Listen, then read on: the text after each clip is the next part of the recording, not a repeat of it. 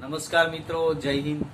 ધોરણ 7 વિષય ગણિત ચેપ્ટર નંબર 2 અપૂર્ણાંક સંખ્યાઓ અને દશાંશ સંખ્યાઓના ભાગ 7 માં આપ સર્વે મિત્રોનું સ્વાગત છે. મિત્રો, આગળના ભાગમાં આપણે અપૂર્ણાંક સંખ્યાઓના ગુણાકાર, ભાગાકાર, સરવાળા, બાદબાકી, વિષમછેદી અપૂર્ણાંકો હોય એમના છેદ સમાન બનાવી અને પ્રોસેસ કરેલ છે સરવાળા બાદબાકીની. પણ હવે એમને ચડતા કે ઉતરતા ક્રમમાં કઈ રીતે ગોઠવી શકાય એની ચર્ચા કરવી છે આ ભાગમાં. આપણે અહીંયા આપણને થોડી સંખ્યાઓ આપેલી છે. આ અપૂર્ણાંક સંખ્યાઓને આપણે ઉતરતા ક્રમમાં ગોઠવીએ છીએ. સામાન્ય સંખ્યાઓ હોય તો સીધી ખબર પડે આપણને.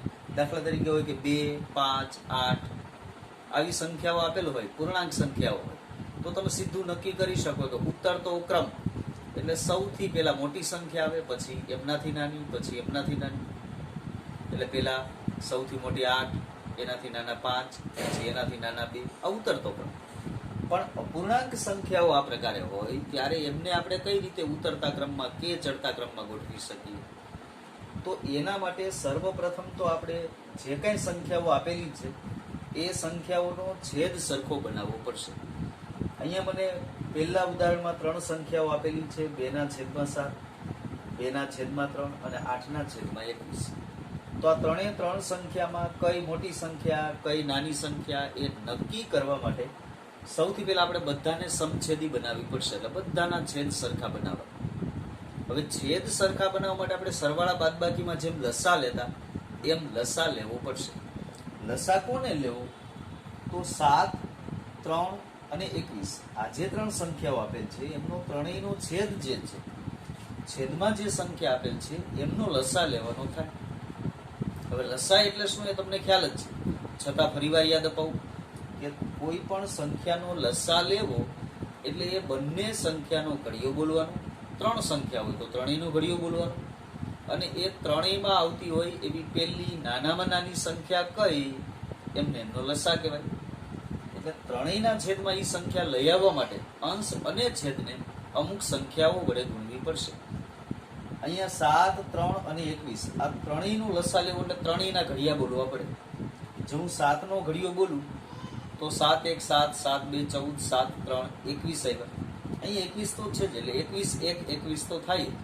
હવે જો 3 ના ઘડિયામાં 21 આવતા હોય તો એનો અર્થ એમ થાય કે ત્રણેયના ઘડિયામાં આવતી હોય એવી નાનામાં નાની પહેલી સંખ્યા 21. તો 3 ના ઘડિયામાં પણ 21 આવે. હા, 3 6 18 અને 3 7 21. 7 3 21, 3 7 21 અને 21 1 21. એટલે ત્રણેયના ઘડિયામાં પહેલી સંખ્યા આવી 21. તો લસા થયો કેવાય અહીંયા 21. એટલે ત્રણેયને કેટલા વડે ગુણવા પડે? તો પહેલી સંખ્યા કે 2/7.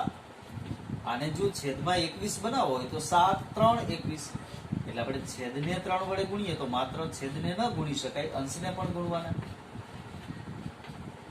3 2 6 અને 7 3 21. બીજી સંખ્યા અહીંયા છે 2/3. અહીંયા 3 ને 21 બનાવો હોય તો 3 ના ઘડિયામાં 21 ક્યાં આવે? તો કે 3 7 21. તો અંશને પણ 7 વડે ગુણો. 7 વડે ગુણો એટલે 2 7 14 એના છેદમાં 21. ત્રીજી સંખ્યા આપણને આપેલી છે 8/21. તો આ 3 ના છેદમાં હવે તમે જોઈ શકો અહીંયા કોઈ પ્રશ્ન આવતો નથી, અહીંયા કોઈ છેદમાં 21 તૈયાર જ છે. તો હવે ત્રણેયનો છેદ સરખો છે એટલે એનો અર્થ હવે એમ થાય, હવે સમજો ખાસ ધ્યાનથી, કે 6/21 એટલે 6/21 ભાગ કરવાના. 14/21 એટલે 14/21 ભાગ. અને 8/21 એટલે 8/21 ભાગ. હવે 14/21 ભાગ કરો તો પ્રત્યેક ભાગ જે વધે, 6/21 ભાગ કરો તો એનો પ્રત્યેક ભાગ જે વધે, તો સ્વાભાવિક છે કે 14/21 ભાગ કરો એના બદલે 6/21 ભાગ કરો, એમાં એની લંબાઈ નાની મળવાની છે આપણને. એ જ પ્રમાણે 8/21 ભાગ કરો તો એની લંબાઈ આના એમની સાથે સરખામણી કરો તો કોણ વધારે મળે, કોણ ઓછું મળે એ સીધી ખબર પડે આપણને. અને ટૂંકમાં આ કાંઈ જ યાદ ન રાખવું હોય તો ટૂંકમાં છેદ સરખો થઈ ગયો ત્યાર પછી શું વિચારવાનું? તો કે જેનો અંશ મોટો એ અપૂર્ણાંકની કિંમત મોટી, જેનો અંશ નાનો એ અપૂર્ણાંકની કિંમત નાની. છેદ તો 3 ના સરખા. તો સૌથી મોટું કોણ છે આ ત્રણેયમાંથી? 14. તો આ જેની કિંમત છે એ અપૂર્ણાંક સૌથી મોટો હોય, એનાથી નાનો અપૂર્ણાંક તો ત્યાર પછીની સંખ્યા 8, એનાથી નાનો અપૂર્ણાંક 6. હવે આપણે તો ઉતરતા ક્રમમાં લખવાનું, એટલે પહેલા સૌથી મોટો અપૂર્ણાંક લખવાનો, ઉતરતો ક્રમ.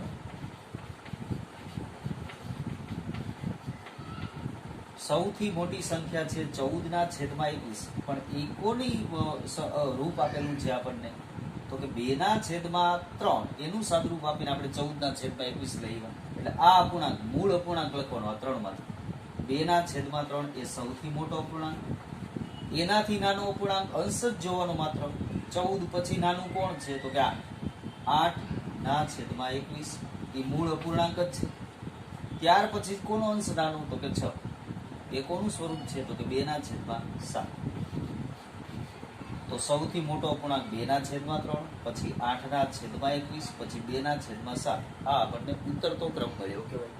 એ જ પ્રમાણે બીજા ઉદાહરણમાં જોઈએ તો સંખ્યાઓ આપેલી છે 1/5, 3/8 અને 7/10. આ ત્રણ સંખ્યાઓ છેદમાં જે છે 5, 8 અને 10, એમનો જો લસા લઈએ તો ત્રણેયના ઘડિયા બોલવા પડે, જેમાં અહીંયા વિચાર્યું સેમ જ રીતે. તો 5 નો ઘડિયો બોલો, 8 નો ઘડિયો, તો 8 1 8, 8 2 16, 8 3 24, 8 5 40. એમ 5 નો ઘડિયો બોલો તો 5 8 40, એટલે બેના ઘડિયામાં 40 એવા. એમ 10 નો ઘડિયો બોલો તો 10 4 40, એટલે ત્રણેયના ઘડિયામાં આવતી હોય એવી પેલી નાનામાં નાની સંખ્યા કઈ મળી, 40, એટલે એમનો લસા 40 થાય. હવે પ્રત્યેકના છેદમાં 40 લઈ આવવા માટે આપણે કોના વડે ગુણવા પડશે એ વિચારીએ. તો 5 ને 40 બનાવવા માટે 5 ના ઘડિયામાં 40 ક્યાં આવે, તો 5 8 40, એટલે 8 વડે ગુણ્યા. તો અંશને પણ 8 વડે ગુણ્યા, તો 1 ગુણ્યા 8 એટલે 8, એના છેદ 8 5 40. એ જ રીતે 3/8 એના બરાબર. અહીંયા છેદમાં 8 છે, તો 8 ના ઘડિયામાં 40 ક્યાં આવે, 8 5 40, એટલે 5 વડે ગુણો. તો આ 3 ગુણ્યા 5, તો 5 3 15, એના છેદમાં 8 5 40. ત્રીજી સંખ્યા આપણને આપેલી છે 7/10. અહીંયા 10 ના ઘડિયામાં 40 ક્યાં આવશે, તો કે 10 4 40, તો 7 ને પણ 4 વડે ગુણો, એટલે 7 4 28, એમના છેદમાં 10 4 40. હવે તમે ત્રણ સંખ્યાઓ જુઓ તો 3 માં છેદ તો સરખો થઈ ગયો. હવે માત્ર અંશનો જોવાનું, જેનો અંશ મોટો એ અપૂર્ણાંક સૌથી મોટો ગણાય. 15 28 અને 8, સૌથી મોટા કોણ, તો કે 28. એ કોનું રૂપ છે, તો કે 7/10, એ સૌથી મોટો. તો ઉતરતો ક્રમ લખો એટલે પેલા સૌથી મોટી સંખ્યા લખવાની થાય. સૌથી મોટી સંખ્યા થઈ 7/10. એના પછી 28 કરતા નાના કોણ છે, 15. એ કોનું સ્વરૂપ છે, તો કે 3/8. એનાથી નાના 8, એ કોનું સ્વરૂપ છે, તો કે 1/5. આમ 7/10, એનાથી નાની 3/8, એનાથી નાની 1/5. આ આપણને ઉતરતો ક્રમ મળ્યો કહેવાય. મિત્રો ત્યાર પછી જે અપૂર્ણાંકો આપેલા છે એમને આપણે ચડતા ક્રમમાં ગોઠવવાના છે, પણ વાત એકની એક જ, તમામના છેદ પેલા સમાન બનાવવાના થાય. અહીંયા અપૂર્ણાંકો આપેલા છે 3/8, 12/5 અને 1/2. તો છેદની જે ત્રણ સંખ્યાઓ છે 8, 5 અને 2, એમનો આપણે લસા લેવાનો થાય. એમનો લસા જો લઈએ તો 3 ના ઘડિયામાં આવતી હોય એવી પહેલી સંખ્યા કઈ, એ આપણે વિચારવાનું આવશે. તો 8 5 40, 5 8 40, અને 2 ના ઘડિયામાં, 2 નો ઘડિયો 10 પૂરો ન થાય, આગળ ચલાવો તમે, 2 11 22, 2 12 24, એમ આગળ ચલાવશો તો 2 ગુણ્યા 20 એટલે 40 આવે. તો 3 ના ઘડિયામાં પહેલી આવતી હોય એવી સંખ્યા મળી આપણને 40. તો અહીંયા લસા 40 મળ્યો. તમામના છેદમાં 40 લઈ આવવા માટે હવે આપણે વિચારીએ કે 8 ના ઘડિયામાં 40 ક્યાં આવે, તો કે 8 5 40, એટલે અંશને પણ 5 વડે ગુણવા પડશે. 5 3 15 ના છેદમાં 8 5 40. બીજી સંખ્યા છે 12/5. તો આ 5 ના ઘડિયામાં 40 ક્યાં આવે, 5 8 40, તો 12 ગુણ્યા 8. હવે 12 ગુણ્યા 8 એટલે 12 8, આપણને અને ઘડિયા મોઢે હોય તો વાંધો ન આવે. ઘડિયા મોઢે ન હોય તો ગુણા કર્યા દઉં છે કે 8 2 16 ના 6 વધી 1 8 1 8 8 ને 1 9 96 96 ના છેદમાં 8 પંચા 40. ત્યાર પછીની સંખ્યા છે 1 ના છેદમાં 2. તો અહીંયા છેદના 2 છે અને 40 બનાવવા માટે 20 વડે ગુણવા પડે. તો અંશને પણ 20 વડે ગુણવા પડે. તો 20 ગુણ્યા 1 એટલે 20 એના છેદમાં 40. હવે જુઓ તમામે તમામ ત્રણે ત્રણ અપૂર્ણાંક એમનો છેદ તો સમાન થઈ ગયો. હવે આ વખતે આપણે લખીએ છીએ ચડતા ક્રમમાં, એટલે સૌથી પહેલા નાની સંખ્યા લખવી પડે, પછી એનાથી મોટી સંખ્યા, પછી એનાથી મોટી સંખ્યા. હવે છેદ તો સરખા છે, જેનો અંશ નાનો એ સૌથી નાની સંખ્યા ગણાય. 15 96 અને 20. તો સૌથી નાનો અંશ કયો? 15. એ સૌથી નાની સંખ્યા, એનાથી મોટી 20, એનાથી મોટી 96. એટલે એ આપણો ચડતો ક્રમ ગણાય. તો ચડતો ક્રમ, પહેલી સંખ્યા સૌથી નાની 15 ના છેદમાં 40, પણ એનો મૂળ અપૂર્ણાંક કયો છે? 3 ના છેદમાં 8. એટલે આપણે લખવાનું 3 ના છેદમાં 8. 15 થી મોટી સંખ્યા 20, 1 ના છેદમાં 2. એનાથી મોટી સંખ્યા 96, એનો મૂળ અપૂર્ણાંક કયો? 12 ના છેદમાં 5. આ આપણો ચડતો ક્રમ કહેવાય ત્રણે ત્રણ અપૂર્ણાંકોનો. ત્યાર પછીનું ઉદાહરણ જોઈએ. 4 ના છેદમાં 3, 5 ના છેદમાં 27 અને 20 ના છેદમાં 9. તો ત્રણેય ત્રણના ઘડિયા છેદ જે છે એ ત્રણેયના ઘડિયામાં આવતી હોય પહેલી નાનામાં નાની સંખ્યા પસંદ કરવાની છે. તો 3 9 27, 9 3 27 અને 27 1 27. એટલે ત્રણેયના ઘડિયામાં આવતી હોય પહેલી નાનામાં નાની સંખ્યા 27. એનો અર્થ કે એમનો લસા 27 છે. આપણે પ્રત્યેકના છેદમાં 27 લઈ આવવા છે. તો આ 3 ને કેટલા વડે ગુણવા પડે? 9 વડે. તો 4 ને પણ 9 વડે ગુણો. 9 ચોક 36 ના છેદમાં 9 તેરી 27. બીજી સંખ્યા 5 ના છેદમાં 27. અહીંયા તો છેદમાં 27 તૈયાર જ છે, એટલે ગુણવાની કોઈ જરૂરિયાત નથી. પછીની સંખ્યા છે 20 ના છેદમાં 9. એને 27 બનાવવો હોય 9 માંથી, એટલે 3 વડે ગુણવા પડશે. તો 20 ને પણ 3 વડે ગુણો. એટલે 20 3 60. 60 ના છેદમાં 27. હવે ત્રણે ત્રણ સંખ્યાઓ જુઓ, છેદ તો સરખો મળ્યો.